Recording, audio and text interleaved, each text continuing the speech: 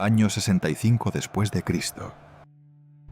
En una villa a las afueras de la ciudad más poderosa del mundo conocido, un anciano de cabello blanco y cuerpo consumido por la enfermedad recibe una visita que no sorprende a nadie menos que a él mismo. El mensajero lleva una orden firmada por el emperador. El anciano la lee, la dobla con calma y pide que le traigan vino. No hay gritos, no hay súplicas, no hay el miedo que cualquier hombre sensato sentiría en ese momento. Solo una serenidad que los soldados presentes recordarán el resto de sus vidas, porque nunca habían visto a nadie morir de esa manera. Ese anciano había sido el hombre más influyente de Roma. Había escrito sobre la pobreza mientras poseía 3 palacios. Había predicado la indiferencia al poder mientras susurraba al oído del tirano más temido de su era. Había enseñado a miles de almas el camino hacia la paz interior. Y sin embargo, cargaba en su pecho una tormenta que nunca terminó de apaciguar del todo. Su nombre era Lucio Anneo Séneca. Y su historia no es la de un sabio sereno sentado sobre una piedra, contemplando el horizonte. Es la historia de un hombre profundamente humano, atrapado entre la grandeza de sus ideas y las contradicciones imposibles de su tiempo. Hace casi 2000 años, en las calles de piedra de una Roma que olía a sangre, especias y ambición, este filósofo nacido en la provincia de Hispania, en lo que hoy llamamos Córdoba, elaboró una serie de ideas tan precisas sobre el sufrimiento humano que parecen escritas esta misma mañana. Ideas sobre el miedo al futuro que paraliza el presente. Sobre la ansiedad que nace de querer controlar lo que jamás estuvo en nuestras manos. Sobre el tiempo que se escapa mientras miramos hacia otro lado. Sobre la muerte, no como tragedia final, sino como la única verdad que da sentido a cada hora que la precede. El estoicismo que Séneca practicó e imperfectamente vivió no era una doctrina para hombres fuertes e invulnerables. Era una tecnología de supervivencia interior forjada en el exilio, en la enfermedad, en la proximidad constante al poder que destruye. Cada carta que escribió a su amigo Lucilio, cada tratado que compuso a la luz de una lámpara en las horas silenciosas de la madrugada romana, era en realidad una carta que se escribía a sí mismo. Una lucha visible, honesta y a veces desesperada por alcanzar la calma que proclamaba posible. Y en esa lucha visible y honesta reside su mayor enseñanza. Lo que Séneca dejó al mundo no fue un sistema filosófico perfecto, ni la imagen inmaculada de un sabio sin fisuras. Dejó algo infinitamente más valioso: la demostración de que la paz mental no es un estado que se alcanza una vez y se posee para siempre, sino un territorio que se conquista cada día, con cada decisión, con cada miedo que se mira de frente en lugar de ignorar. Esta es su historia. Y antes de que termine, algo en la manera en que ves tu propio tiempo, tus propias ansiedades y tus propias contradicciones habrá cambiado para siempre. El agua tardaba en calentarse. Eso es lo que los historiadores registraron con una frialdad que todavía hoy resulta perturbadora. Que el agua de la bañera en la que Lucio Anneo Séneca intentaba morir tardaba demasiado en calentarse. Y que los cortes en sus venas, debilitadas por décadas de enfermedad y por un cuerpo que nunca fue robusto, no producían la hemorragia suficiente para acelerar el final. Los soldados de Nerón esperaban fuera. Sus amigos lloraban dentro. Y Séneca, con una serenidad que desafiaba toda comprensión humana, seguía dictando. Seguía hablando. seguía enseñando, incluso en ese momento, incluso ahí, como si la muerte fuera simplemente la última clase de una larga serie de lecciones sobre cómo vivir. Era el año 65 después de Cristo. De Roma llevaba semanas convulsionada por la llamada conspiración de los Pisones, un intento fallido de asesinar al emperador Nerón que había desatado una ola de ejecuciones, suicidios forzados y exilios que barrió con lo más granado de la intelectualidad romana. Séneca no había participado en la conspiración, o al menos eso sostienen muchos de los registros que sobrevivieron al tiempo y a la conveniencia política de quienes los escribieron. Pero Nerón lo odiaba con esa clase de odio particular que solo sienten los alumnos que superaron a sus maestros, y nunca se lo perdonaron. El pretexto fue suficiente.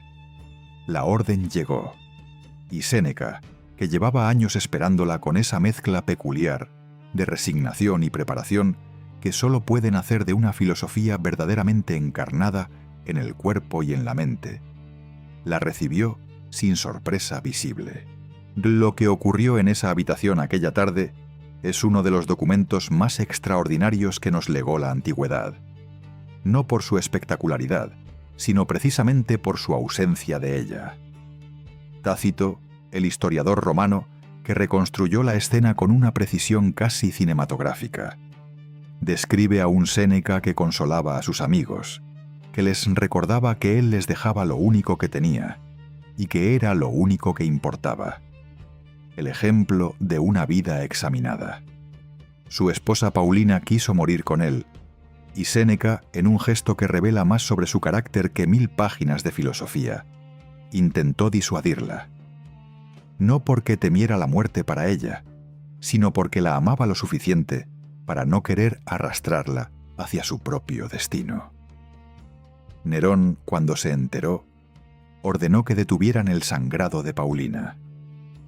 La quería viva, quizás porque muerta se convertiría en símbolo, en mártir, en combustible para la memoria que él tanto temía. Séneca tardó horas en morir, horas que aprovechó para hablar, para dictar, para transmitir con palabras las últimas observaciones de una mente que hasta el final se negó a apagarse antes que el cuerpo. Tomó un veneno que tampoco actuó con la rapidez esperada.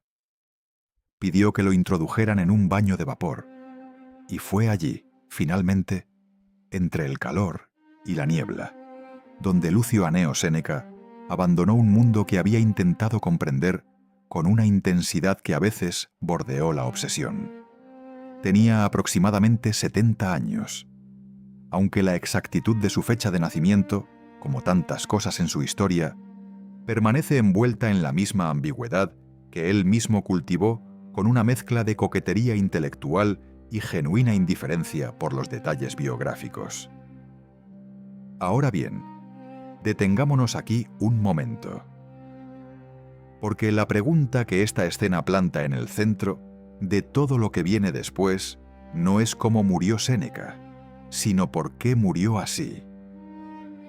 ¿Por qué un hombre que había vivido entre el lujo más obsceno de Roma, que había acumulado una riqueza que sus contemporáneos calculaban equivalente al presupuesto de varias provincias, que había negociado el poder y la supervivencia en la corte más peligrosa del mundo conocido, fue capaz de sentarse en una bañera con las venas abiertas y seguir dictando?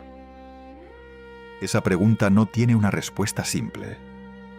Tiene una respuesta construida a lo largo de décadas de pensamiento, de fracaso, de contradicción y de una honestidad intelectual que paradójicamente coexistió con algunas de las hipocresías más documentadas de la historia antigua. Porque Séneca era eso, una paradoja caminando. Era el filósofo que escribió que la riqueza no puede comprar la paz del alma mientras administraba una de las mayores fortunas privadas del Imperio Romano.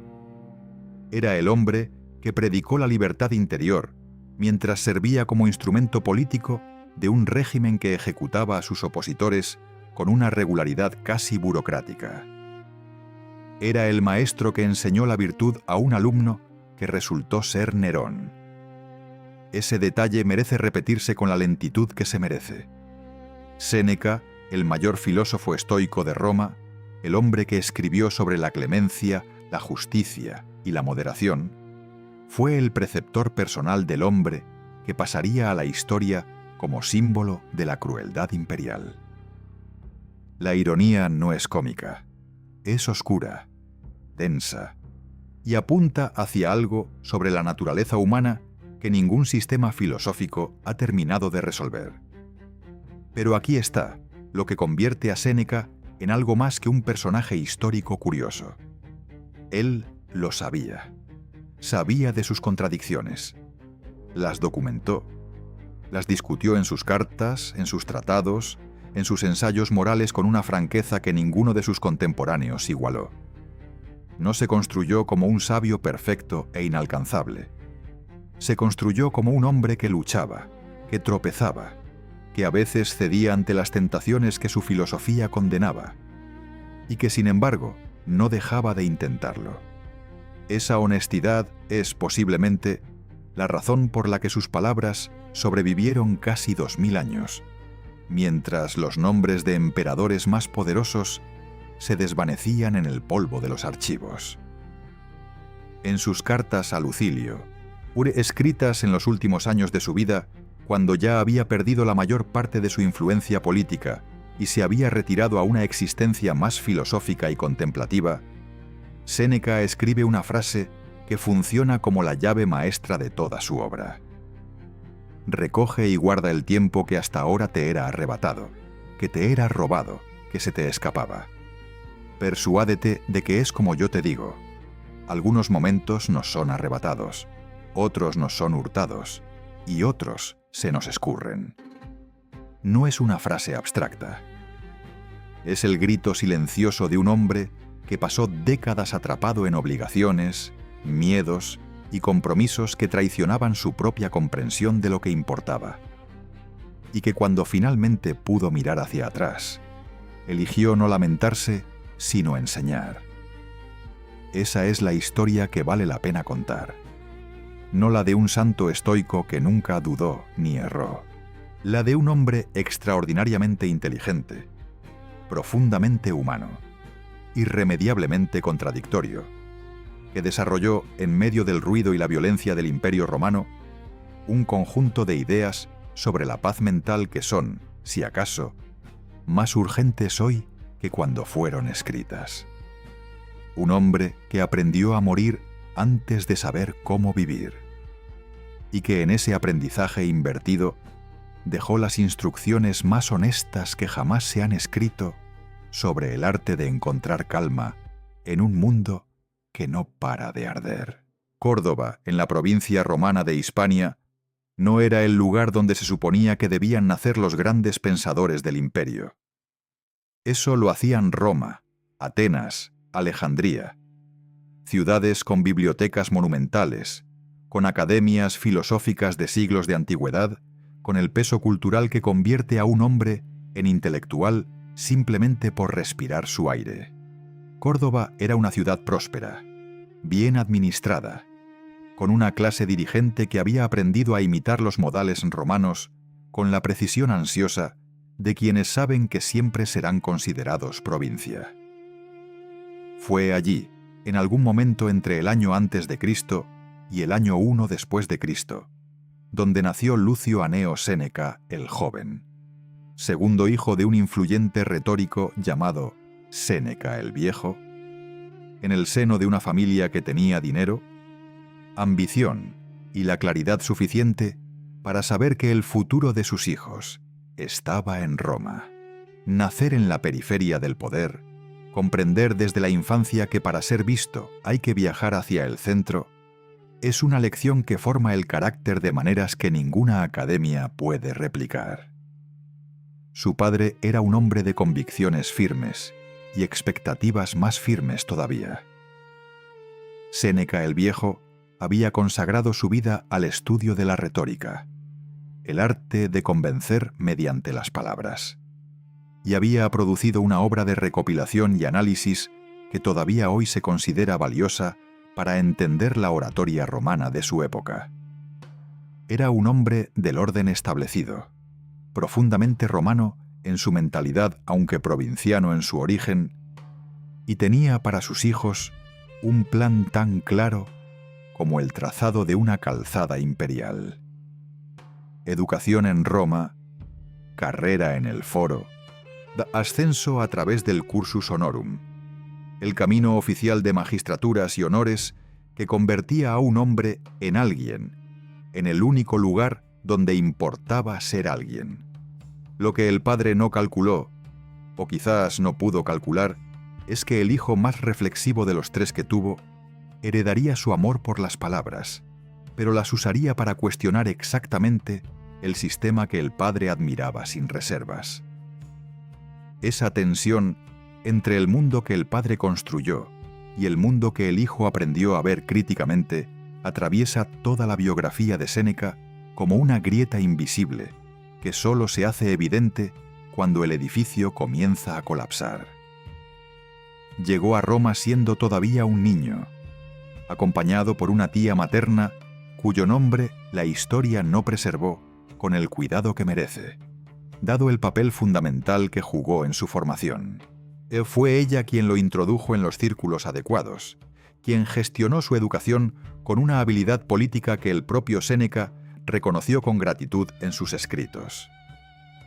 Roma en esos años era la ciudad más grande del mundo conocido, con una población que algunos historiadores estiman en más de 1 millón de habitantes, una cifra que no volvería a alcanzar ninguna ciudad europea durante más de 1000 años. Era también una ciudad de una desigualdad brutal y visible. Esclavos que movían el mundo mientras sus dueños discutían filosofía. Riquezas obscenas junto a una pobreza que se apiñaba en las insulae. Los edificios de apartamentos que se incendiaban con una regularidad que nadie en el poder consideraba urgente resolver. Séneca llegó a esa ciudad con los ojos de un provinciano inteligente. Da lo que significa que vio cosas que los nacidos en ella ya habían aprendido a no ver. Pero había algo más en ese niño que llegaba de Córdoba. Una salud que nunca fue robusta y que con el tiempo se convertiría en una presencia constante en su pensamiento filosófico. Desde joven, sufrió lo que en sus escritos describe como problemas respiratorios severos, probablemente una forma de asma o tuberculosis, que en algunos periodos de su vida lo llevaron a la proximidad suficiente con la muerte como para que ésta dejara de ser un concepto abstracto y se convirtiera en un vecino incómodo, pero familiar.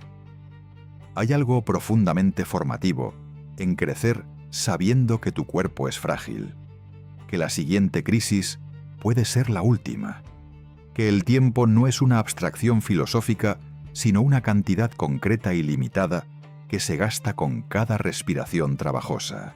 Los estoicos hablaban de la muerte como maestra de la vida. Pero para Séneca esa metáfora no era retórica. Era experiencia acumulada en cada episodio de asfixia que sobrevivió, preguntándose si sobreviviría el siguiente. En Roma estudió con los mejores maestros disponibles y entre ellos uno dejó una marca que se puede rastrear en casi cada página que Séneca escribió en su vida adulta. Atalo, un filósofo estoico cuyas clases el joven Séneca frecuentaba con una intensidad que él mismo describió como casi voraz.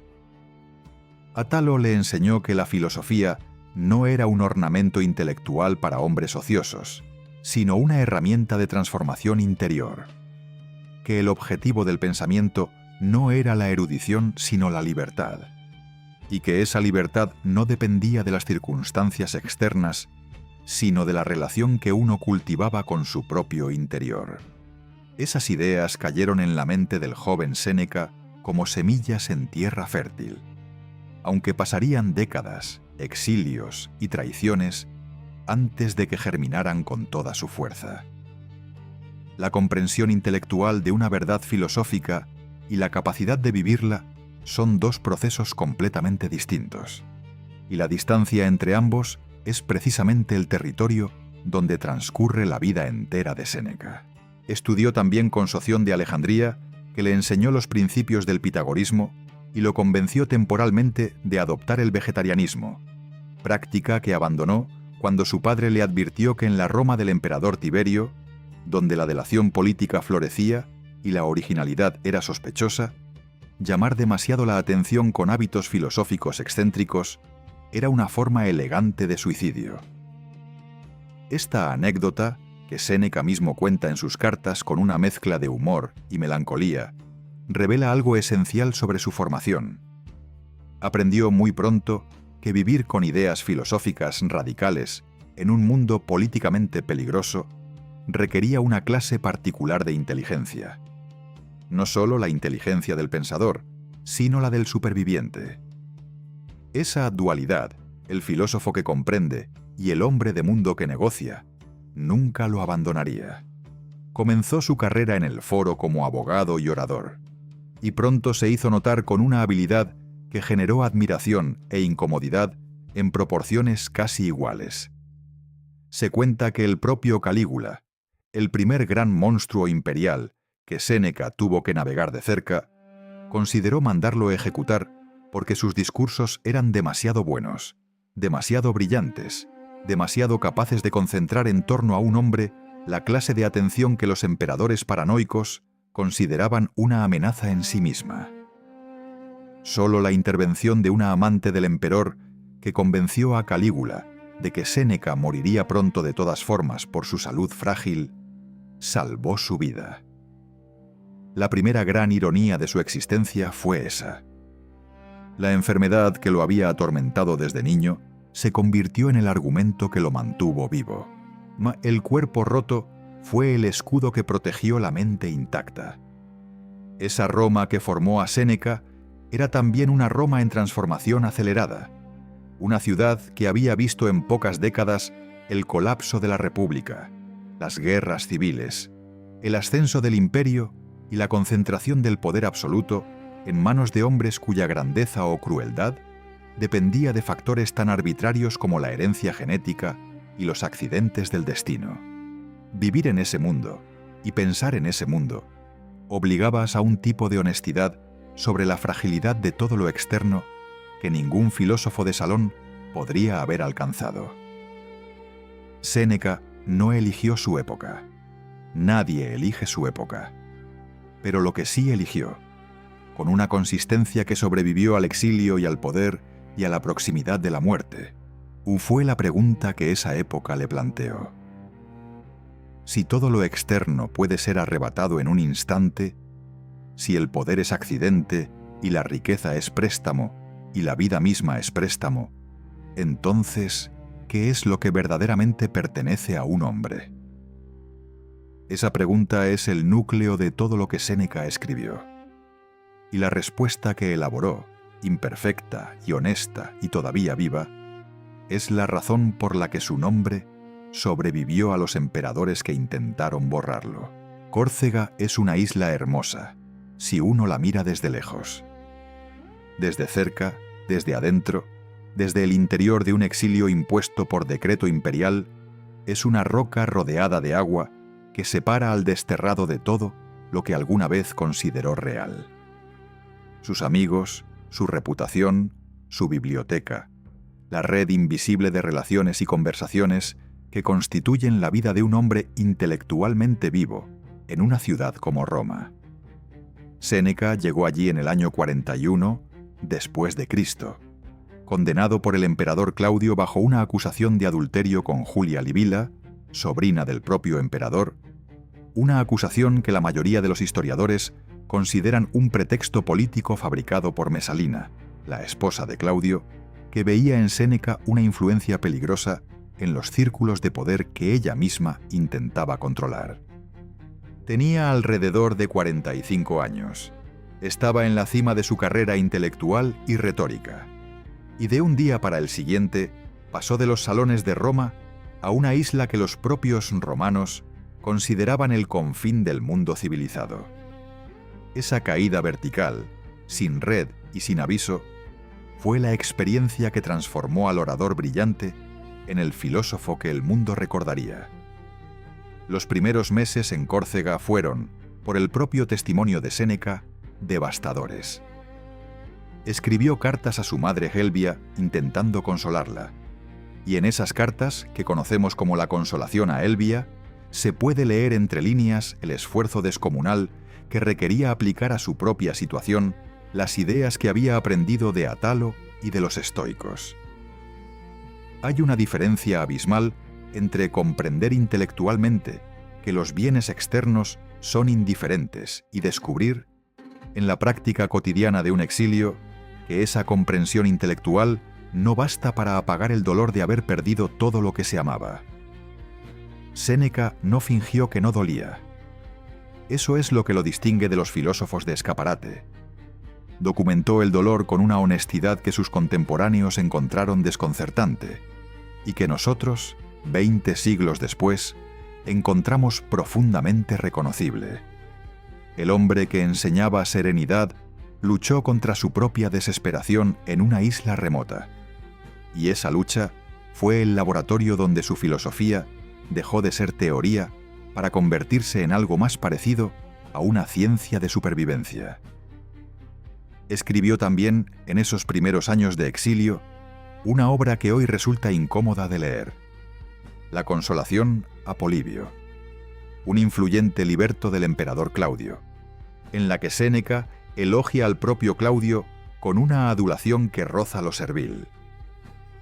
Los críticos de Séneca han señalado este texto durante siglos como evidencia de su hipocresía, como la prueba de que sus ideas sobre la dignidad y la libertad interior cedían rápidamente ante la presión del miedo y el deseo de regresar. Y tienen razón, al menos en parte. Pero leer ese texto solo como hipocresía es perder algo importante. Es también el documento de un hombre que todavía no había terminado de aprender lo que estaba intentando enseñar. Un hombre que sabía cuál era el camino correcto y que en ese momento particular no fue capaz de recorrerlo. La distancia entre lo que predicamos y lo que practicamos no invalida lo que predicamos. La hace más humana y, en algunos casos, más verdadera. Fueron 8 años en Córcega, 8 años que Séneca describió en algunos momentos como un entierro en vida, y en otros, cuando la filosofía lograba imponerse sobre el miedo, como una oportunidad inesperada para el tipo de reflexión que la vida agitada de Roma nunca había permitido.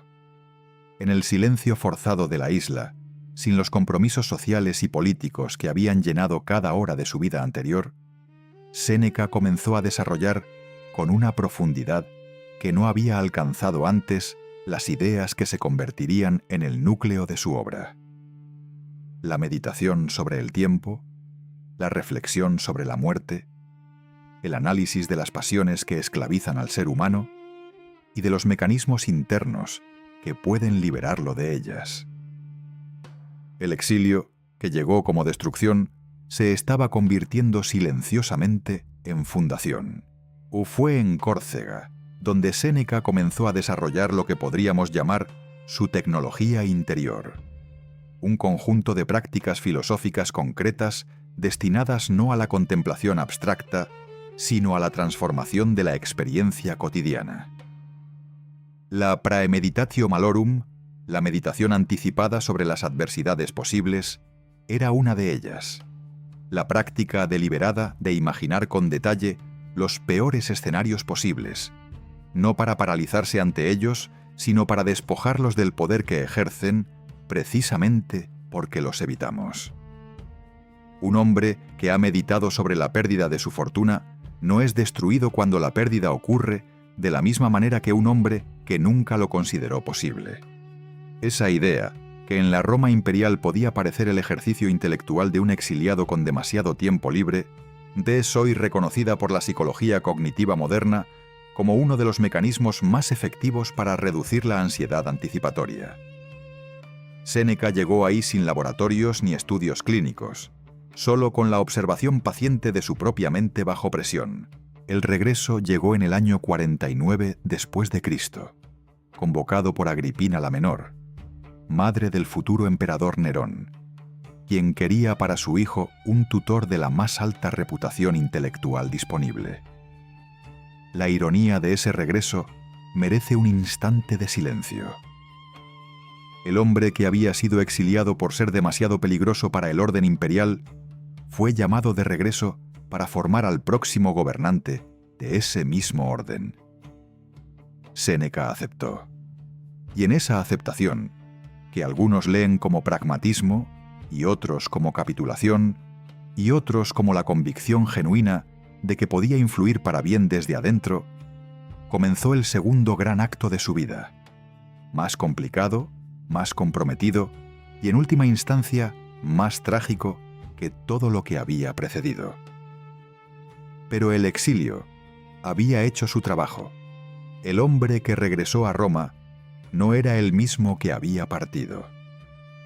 Había aprendido, en la dureza de la isla y en la honestidad forzada de la soledad, que la filosofía no es un adorno, sino un ancla, y que sin ese ancla, ninguna posición, ninguna riqueza, ningún título protege al ser humano de la tormenta que siempre, inevitablemente, llega. Hay una frase que Séneca escribió durante esos años que funciona como el resumen más exacto de lo que el exilio le enseñó. Nusquam est qui ubique est, que en castellano significa algo parecido a quien está en todas partes no está en ninguna. Es una frase sobre la dispersión, sobre la vida que se vive hacia afuera en lugar de hacia adentro, sobre el hombre que corre de un lugar a otro, buscando en la geografía o en la actividad lo que solo puede encontrarse en la quietud. Un Séneca la escribió pensando en los hombres que viajan sin descanso, creyendo que el cambio de lugar cambiará su estado interior. Pero también la escribió pensando en sí mismo, en el hombre que había dedicado sus mejores años a construir una reputación en una ciudad que lo expulsó sin vacilar. El exilio le enseñó que el único territorio que nadie puede confiscar es el interior, y que cultivar ese territorio no es un lujo filosófico, sino la única forma de poseer algo verdaderamente propio, en un mundo donde todo lo demás puede desaparecer de un día para el siguiente, por decreto, por accidente, o simplemente por el paso del tiempo que no pide permiso a nadie. Nerón tenía 12 años cuando Séneca comenzó a educarlo. 12 años, una madre de ambición descomunal y una herencia imperial que ningún niño debería cargar. Agripina la Menor había maniobrado con una frialdad calculada durante años para colocar a su hijo en el trono, eliminando rivales, seduciendo al viejo Claudio hasta casarse con él, adoptando al niño en la línea sucesoria con la precisión de una estratega que no deja nada al azar. Séneca era parte de ese plan, no solo un educador, sino un instrumento de legitimidad intelectual, la prueba de que el futuro emperador estaba siendo formado por el mejor pensador de Roma. Lo que Agripina no calculó, o no quiso calcular, es que un hombre que ha sobrevivido el exilio meditando sobre la libertad interior no se convierte fácilmente en un instrumento de nadie. Y lo que Séneca no calculó, o no quiso calcular, es que el niño al que iba a enseñar el arte de la virtud y la moderación llevaría dentro una oscuridad que ninguna filosofía podría apagar del todo. Esa tensión entre el maestro y el alumno, entre el ideal y la realidad, entre la influencia que se cree ejercer y el poder que verdaderamente se posee, es el corazón oscuro de los años más complicados de la vida de Séneca. Los primeros años del reinado de Nerón fueron, contra toda expectativa posterior, razonablemente buenos para Roma. Los historiadores los llamaron el Quinquennium Neronis, los 5 años de Nerón, un periodo de gobierno moderado y relativamente justo que muchos atribuyeron directamente a la influencia de Séneca y de Burro, el prefecto del pretorio que junto al filósofo formaba una especie de gobierno en la sombra. Nerón firmaba los decretos, Presidía los banquetes, actuaba en el teatro con una pasión que escandalizaba a la aristocracia romana. Y mientras tanto, Séneca administraba, negociaba, redactaba los discursos imperiales con una elegancia que el propio Nerón nunca habría podido producir.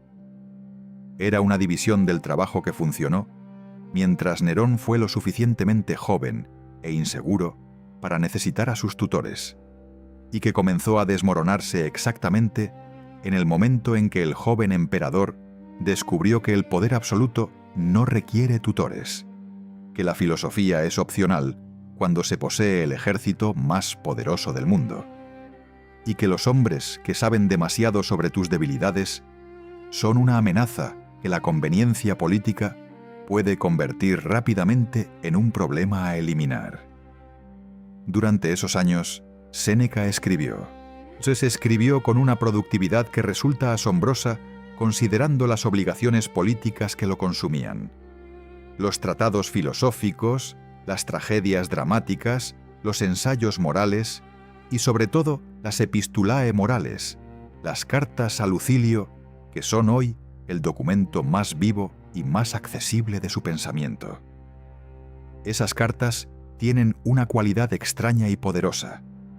Están escritas con la voz de un hombre que ya ha resuelto las preguntas que plantea, pero que en los márgenes, en las digresiones, en los momentos en que la argumentación se vuelve demasiado insistente, se puede sentir la presencia de alguien que todavía está luchando con ellas. Séneca escribía sobre la serenidad desde el interior de una corte imperial que era cualquier cosa menos serena. Escribía sobre la inutilidad del lujo mientras administraba una fortuna personal que sus enemigos calculaban en 300 millones de sestercios, una suma que convertía su riqueza en una de las más grandes del imperio. Escribía sobre la libertad mientras navegaba en una de las posiciones políticas más peligrosas y dependientes de Roma. Y en esa contradicción no resuelta, esa brecha visible entre el predicador y el practicante, escribía con una honestidad que sus contemporáneos no siempre supieron apreciar, pero que la historia terminó reconociendo. Fue Burro quien durante años funcionó como el contrapeso práctico que permitió a Séneca mantener alguna influencia real sobre Nerón. Era un soldado, no un filósofo, pero compartía con Séneca la convicción de que un emperador moderado era mejor para Roma que uno desatado. Y esa convicción pragmática creó entre los dos hombres una alianza basada no en la amistad, sino en la utilidad mutua, que es quizás la única clase de alianza que sobrevive en los entornos de poder absoluto. Cuando Burro murió, en el año 62 después de Cristo, probablemente envenenado, aunque la causa oficial fue una enfermedad en la garganta, Séneca perdió no solo a un aliado, sino al único escudo que lo separaba de la exposición directa a los caprichos de un Nerón, que ya había ordenado el asesinato de su propio hermano adoptivo británico, y estaba en el proceso de planear el de su madre Agripina. La muerte de Burro fue la señal que Séneca comprendió con claridad. Era el momento de retirarse, o de ser retirado de una manera mucho menos voluntaria. Pidió retirarse. En una conversación que Tácito reconstruye con una tensión casi teatral, Séneca se presentó ante Nerón y le ofreció devolver toda su fortuna, renunciar a todos sus honores, retirarse completamente de la vida pública. Argumentó su edad, su salud, su deseo de consagrar sus últimos años a la filosofía. Nerón lo rechazó con palabras amables que no engañaron a nadie, y en particular no engañaron a Séneca, que comprendió que el rechazo no era un gesto de afecto, sino de control. Un hombre que se retira voluntariamente conserva cierta dignidad y cierta influencia moral. Un hombre que permanece en la corte a disposición del emperador no conserva ninguna de las dos cosas. Fue a partir de ese momento cuando Séneca comenzó a distanciarse de manera gradual pero sistemática, reduciendo sus apariciones públicas, declinando invitaciones, fingiendo enfermedad con una regularidad que era demasiado conveniente para ser completamente accidental, construyendo alrededor de sí mismo el espacio de retiro intelectual que Nerón le había negado formalmente, pero que no podía impedirle construir de facto. En esos años de semi-retiro forzado, las cartas a Lucilio adquieren una urgencia diferente, una densidad emocional que las distingue de los tratados más formales de su obra. Hay en ellas la sensación de un hombre que sabe que el tiempo se acorta, que las conversaciones que importan deben tenerse ahora o no se tendrán nunca, que la filosofía no puede seguir siendo un proyecto para el futuro, porque el futuro, en la corte de Nerón, era una promesa que ningún hombre prudente hacía en voz alta. Dum differtur vita transcurrit, escribe en una de las cartas más conocidas. Mientras lo aplazamos, la vida pasa. No es solo una observación filosófica abstracta.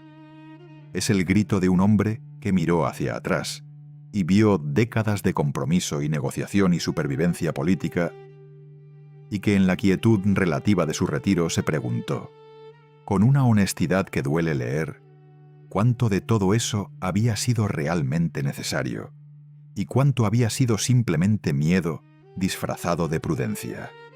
La relación entre Séneca y Nerón es una de las más perturbadoras de la historia intelectual antigua, no porque sea un relato de maldad contra inocencia, sino porque es un relato de dos hombres que se necesitaban mutuamente y que se destruyeron mutuamente, cada uno atrapado en sus propias limitaciones de una manera que hace casi imposible asignar la culpa con la limpieza que la moral simple preferiría. Nerón necesitaba a Séneca para legitimar su poder con el barniz de la cultura y la filosofía. Séneca necesitaba a Nerón para tener una plataforma desde la que sus ideas pudieran influir en el mundo real en lugar de evaporarse en el aire de una escuela filosófica sin consecuencias prácticas. Ambos obtuvieron algo de ese pacto, y ambos pagaron un precio que ninguno de los dos habría aceptado si lo hubiera conocido de antemano. Eso no los hace monstruos ni santos. Los hace de una manera que resulta casi insoportablemente familiar, profundamente humanos. Existe una pregunta que los críticos de Séneca han formulado durante casi 2000 años con una satisfacción apenas disimulada. ¿Cómo se puede confiar en un filósofo que predica la pobreza desde un palacio? Es una pregunta legítima.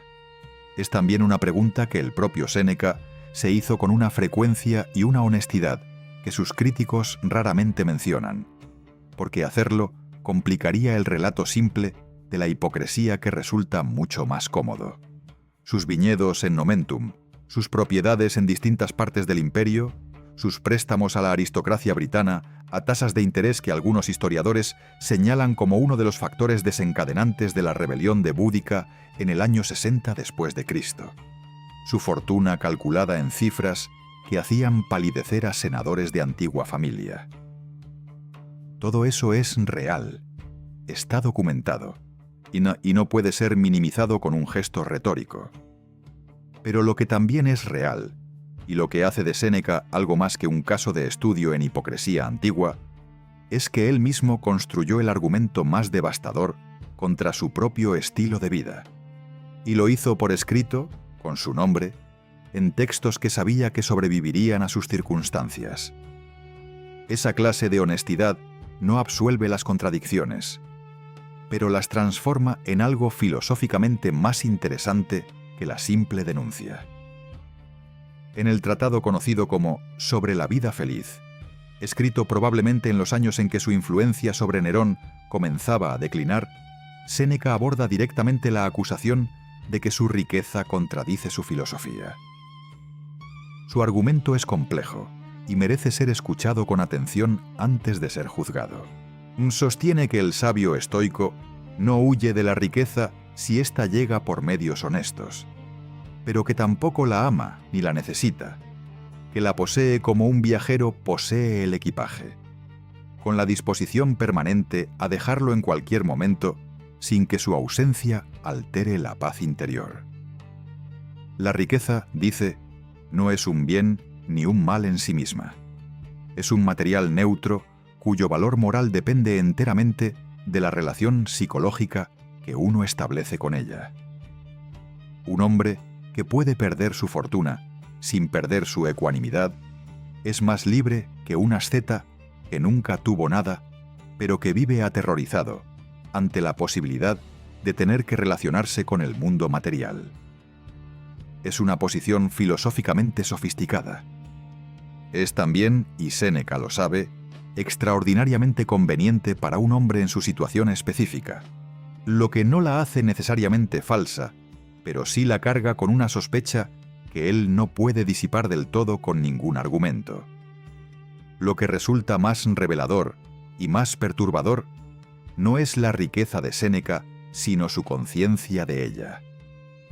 En las cartas a Lucilio, regresa una y otra vez al tema del dinero, del lujo, de la distancia entre las necesidades reales y los deseos fabricados por una cultura de exhibición y consumo que la Roma imperial cultivó con una eficiencia que el mundo moderno reconocería sin dificultad.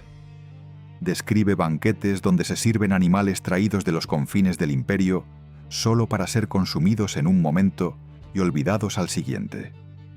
Describe casas tan grandes que sus propietarios se pierden en ellas, llenas de objetos cuyo costo recuerdan con orgullo, pero cuyo propósito han olvidado.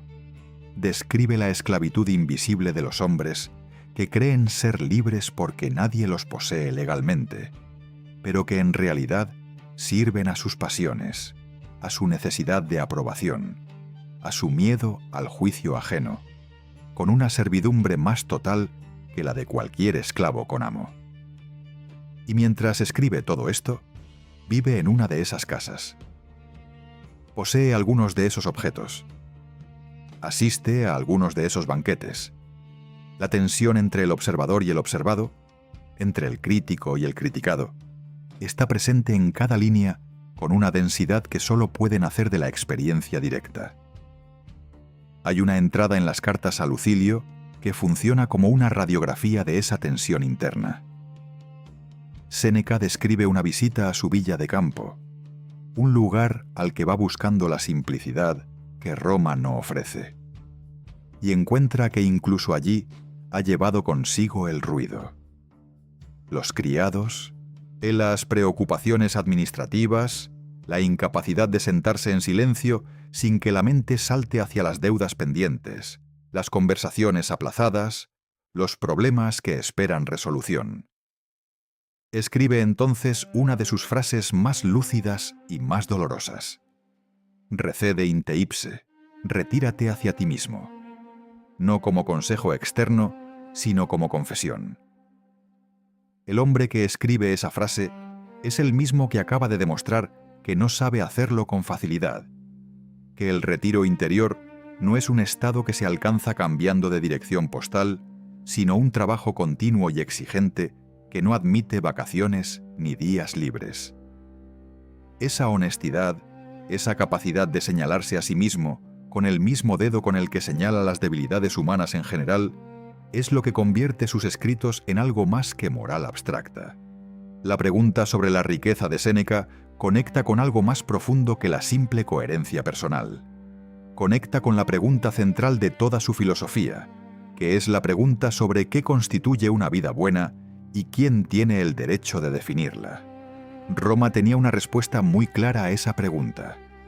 Una vida buena era una vida visible, una vida de honores acumulados y reconocidos públicamente, una vida en la que el juicio de los demás funcionaba como el termómetro definitivo del valor propio.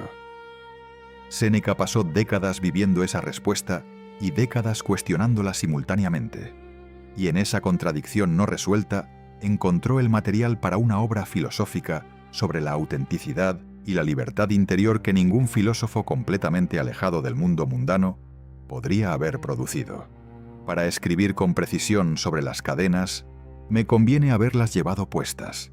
La doctrina estoica sobre los indiferentes, los llamados adiafora, los bienes y males aparentes que en realidad no son ni buenos ni malos en términos morales absolutos, fue para Séneca tanto una herramienta intelectual como un campo de batalla personal.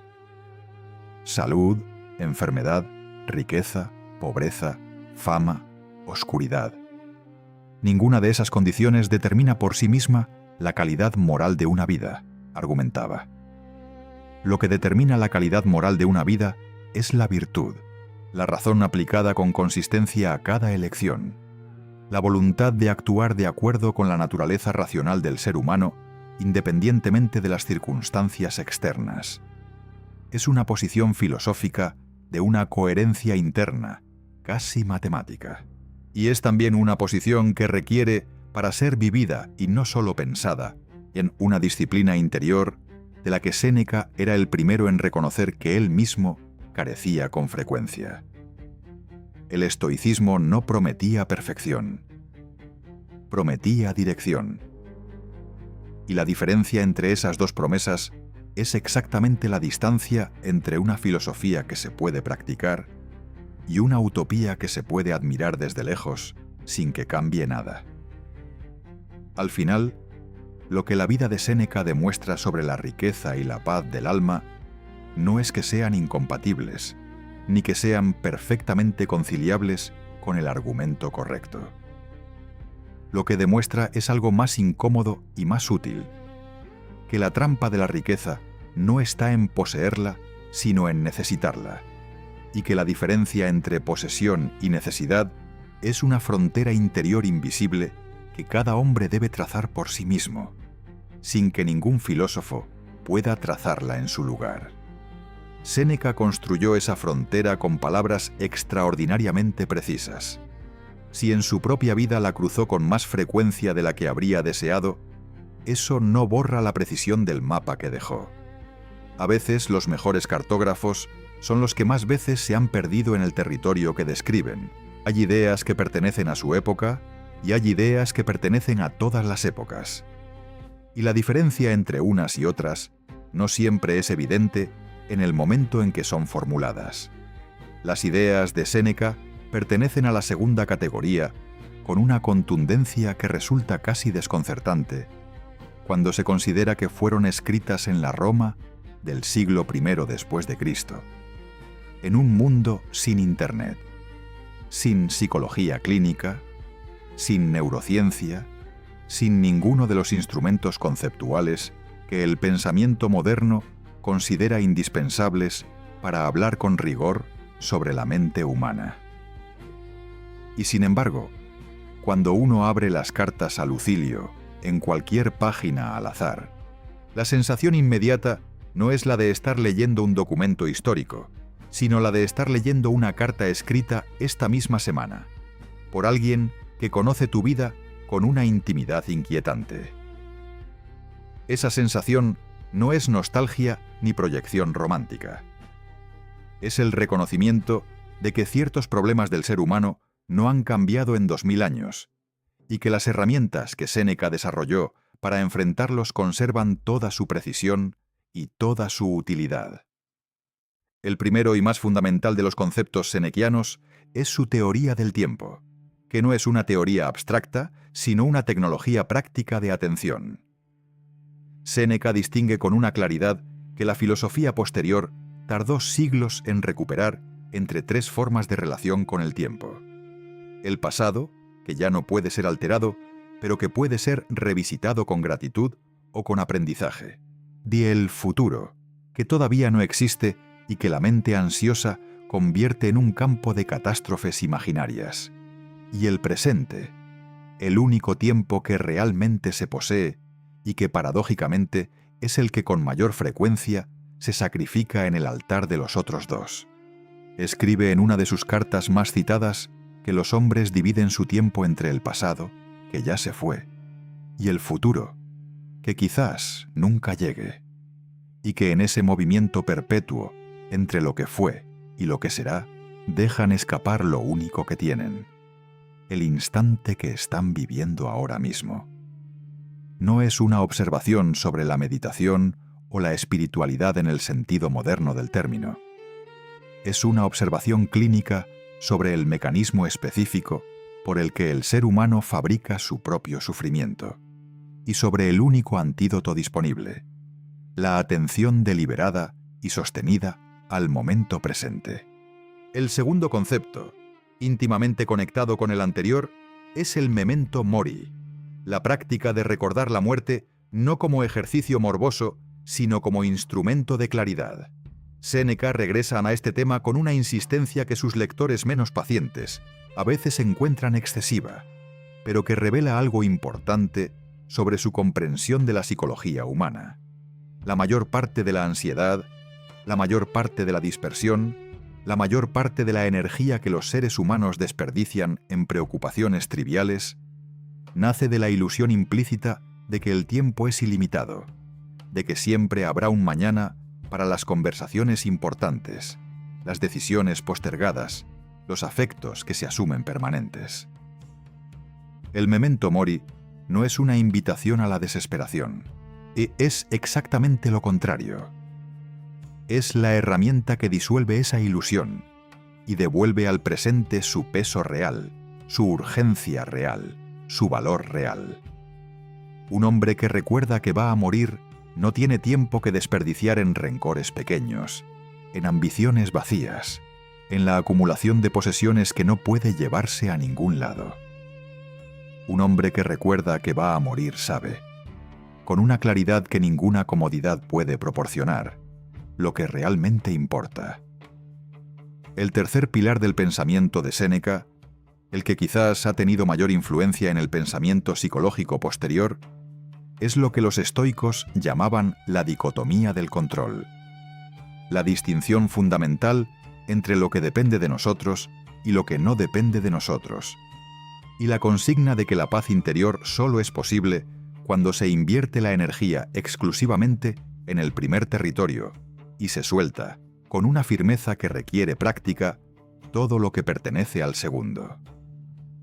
Lo que depende de nosotros, según Séneca, siguiendo a Epicteto y a la tradición estoica, son nuestros juicios, nuestras intenciones, nuestras respuestas emocionales, nuestra forma de interpretar los eventos.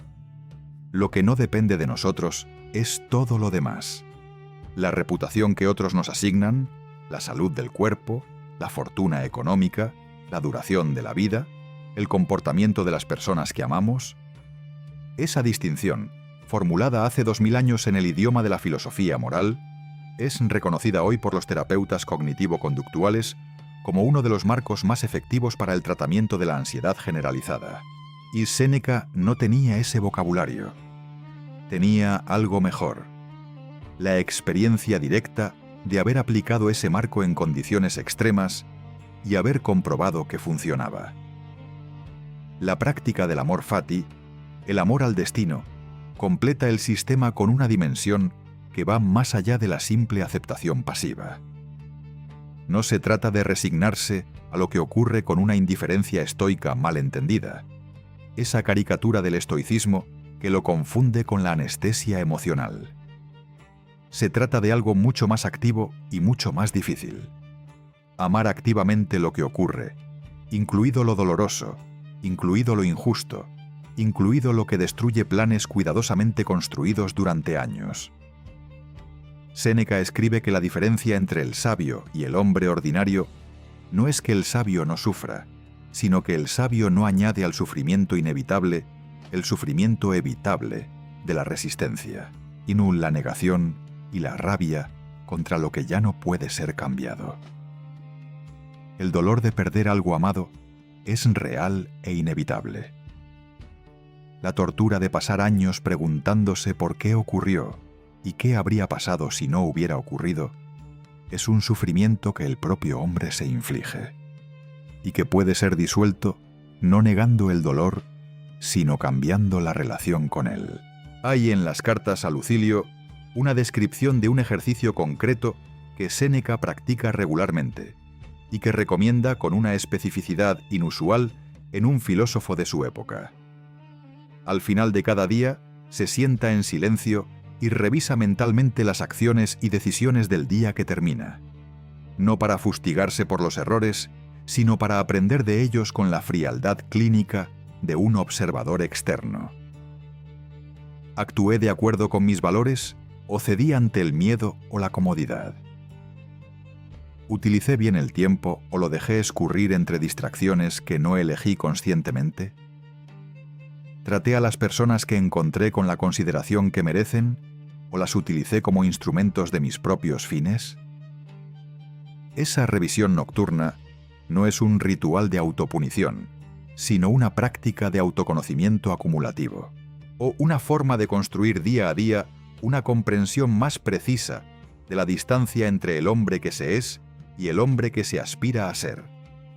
Distancia que no se reduce ignorándola, sino mirándola con una honestidad que la mayoría de las personas reserva exclusivamente para juzgar a los demás.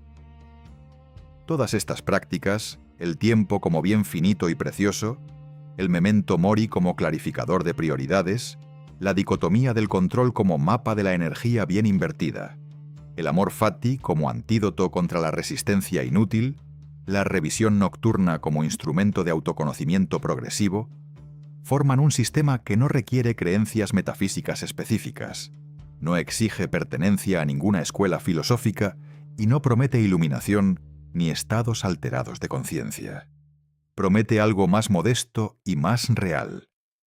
Una reducción gradual del sufrimiento innecesario. Una ampliación progresiva de la capacidad de actuar desde la elección en lugar de desde la reacción. Y una relación con la propia vida que se parece más a la de un autor que a la de un espectador. Eso es todo lo que Séneca prometía. Y ese todo, en un mundo donde la ansiedad es la condición de fondo de la existencia moderna, es extraordinariamente mucho. Volvamos a esa habitación. Volvamos al agua que tardaba en calentarse, a las venas abiertas de un cuerpo viejo y enfermo, a los amigos que lloraban mientras el filósofo dictaba. Ahora, con todo lo que sabemos, esa escena se ve de manera completamente diferente. Ya no es simplemente la muerte de un hombre famoso ordenada por un tirano. Es el momento en que una vida entera, con todas sus contradicciones, con toda su grandeza y toda su fragilidad, se comprime en un acto final que resulta ser el más coherente de todos los que la precedieron. Séneca había escrito durante décadas sobre la muerte como prueba definitiva del filósofo, como el momento en que se descubre si las palabras eran genuinas o solo retórica brillante. Había escrito que morir bien es el arte que corona todos los demás artes.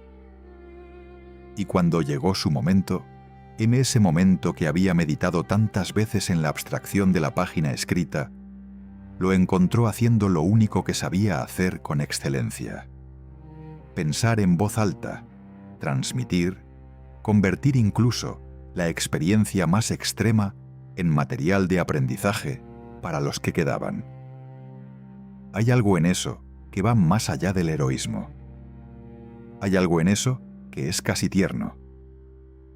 Tácito, que nos dejó el relato más detallado de esa muerte, escribe que Séneca consoló a sus amigos, recordándoles los preceptos de la sabiduría y preguntándoles dónde habían quedado sus principios filosóficos, dónde la razón que durante tantos años habían cultivado juntos para enfrentar exactamente este tipo de momento. No lo dice con crueldad ni con superioridad. Lo dice como un maestro que en sus últimas horas sigue siendo, ante todo, un maestro. Y luego, en un gesto que Tácito describe con una contención que hace la escena más poderosa que cualquier dramatización, se volvió hacia su esposa Paulina y le dijo que le dejaba lo único que tenía y que era lo más valioso que podía transmitirse: el ejemplo de una vida. No la riqueza, que ya no existía. No la influencia, que Nerón había confiscado. No la reputación, que los emperadores pueden destruir con un decreto.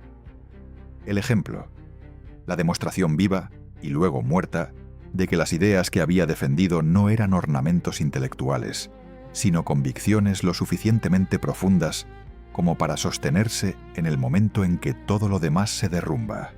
La ironía final de la vida de Séneca merece ser pronunciada con la lentitud que se merece. El hombre que Nerón intentó borrar con una orden de muerte, se convirtió por esa misma muerte en uno de los pensadores más leídos e influyentes de los 2 milenios siguientes.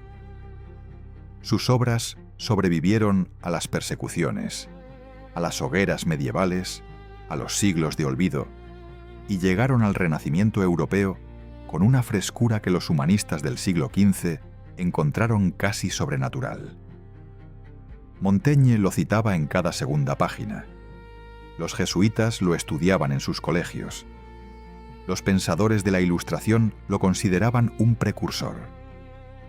Y en el siglo XXI, cuando la psicología positiva y la terapia cognitivo-conductual comenzaron a buscar antecedentes filosóficos para sus técnicas más efectivas, encontraron a Séneca esperándolos con 2000 años de anticipación, con las respuestas ya formuladas y los ejercicios ya descritos. El hombre que un emperador consideró suficientemente peligroso como para eliminarlo, resultó ser indestructible precisamente por las razones que el emperador no comprendió. Las ideas verdaderas no mueren con el cuerpo que las albergó. Pero el legado de Séneca no es solo filosófico ni solo histórico. Es algo más personal y más difícil de sistematizar. Es la demostración de que la paz mental no es un privilegio reservado a los que nacen con temperamentos ecuánimes ni a los que viven en circunstancias favorables. Séneca vivió en una de las épocas más violentas y políticamente peligrosas de la historia occidental. Sufrió el exilio, la enfermedad crónica, la pérdida de influencia, la traición de un alumno al que dedicó años de su vida, y la certeza progresiva de que su muerte era solo cuestión de tiempo y de pretexto. Y en medio de todo eso, construyó, laboriosamente, imperfectamente, con recaídas y contradicciones documentadas, una relación con su propia mente que le permitió morir dictando en lugar de suplicando. Eso no es una hazaña sobrehumana. Es una hazaña profundamente humana, que requirió trabajo y tiempo y honestidad y fracasos repetidos antes de producir algo que se pareciera a la serenidad que predicaba. La pregunta que su historia deja flotando en el aire, la pregunta que él mismo nunca respondió del todo, y que quizás sea irresoluble, es hasta qué punto es posible para un ser humano común, sin genio filosófico, ni décadas de práctica, ni la presión extrema de las circunstancias que forjan el carácter en el fuego, alcanzar esa clase de libertad interior en la vida ordinaria y cotidiana. Séneca creía que sí era posible. Creía que la filosofía era exactamente esa herramienta. No un lujo intelectual para mentes privilegiadas, sino una medicina para el alma, disponible para cualquier persona dispuesta a tomársela en serio. Escribió sus cartas a Lucilio no para un público de académicos, sino para un amigo, para un hombre real, con una vida real y con los miedos y las confusiones que acompañan a cualquier vida real. Las escribió con la convicción de que las ideas correctas, aplicadas con constancia, pueden cambiar la experiencia interior de una vida de maneras que ninguna circunstancia externa puede replicar ni confiscar. Lo que Séneca descubrió en el exilio, en la corte del tirano, en los años de semirretiro forzado y en la bañera donde finalmente encontró lo que había buscado toda su vida, es que la paz mental no es la ausencia de tormenta, sino la presencia de un centro que la tormenta no puede alcanzar. Ese centro no se construye de golpe, ni se mantiene sin esfuerzo. Se construye con cada decisión pequeña de elegir la respuesta reflexiva sobre la reactiva, el presente sobre la rumiación del pasado o la ansiedad del futuro, la aceptación activa sobre la resistencia inútil, el autoconocimiento honesto sobre la comodidad del autoengaño. Es un trabajo que nunca termina. Es también el único trabajo que, según Séneca, produce resultados que no pueden ser arrebatados por ningún decreto imperial, ninguna crisis económica, ninguna traición, ninguna enfermedad y ninguna muerte. Hay una última frase de Séneca que merece cerrar esta historia, no porque sea la más brillante de su obra, sino porque es la más honesta. En una de sus últimas cartas, a Lucilio, ya retirado, ya consciente de que el tiempo se agotaba, escribe algo que suena menos a sentencia filosófica y más a confesión, que todavía está aprendiendo, que la sabiduría no es un destino, sino una dirección, y que cada día que transcurre sin haberlo malgastado completamente es ya una victoria suficiente. Hay en esa frase la resignación serena de un hombre que ha dejado de exigirse la perfección que en su juventud consideraba el único estándar aceptable, y que ha encontrado en esa renuncia no la derrota, sino la liberación más real que jamás experimentó. Séneca murió en el año 65 después de Cristo. Sus palabras siguen vivas esta noche, mientras el mundo duerme, y una mente inquieta, en algún lugar, las lee por primera vez y reconoce en ellas algo que siempre supo, pero que nunca había escuchado, formulado con tanta precisión.